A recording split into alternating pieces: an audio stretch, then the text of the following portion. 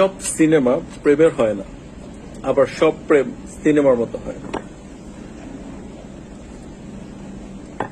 যশোরের মনিহার cinema hall খুবই বিখ্যাত, খুবই নামকরা, অনেকে কি বলে চিনে।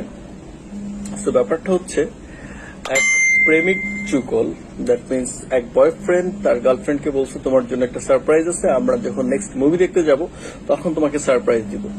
তো নেক্সট মুভি দেখা হয়, ডেট আসে, তো গার্লফ্রেন্ড খুব এক্সাইটেড যে সামথিং সারপ্রাইজ তার জন্য ওয়েট করতেছে, বেশ ভালো। সো এক্ষেত্রে ওই দিন সে সাজুগুজু করে বয়ফ্রেন্ডের সাথে সিনেমা হলে গেল, দ্যাট মিনস যশোরের মনিহার সিনেমা হলে তারা মুভি দেখতে গেল।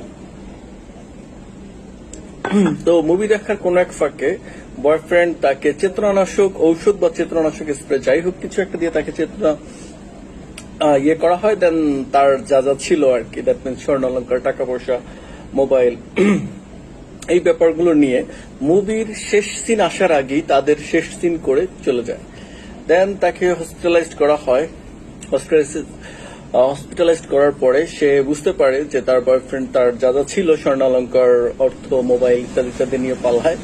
সো তখন সে রিয়েলাইজ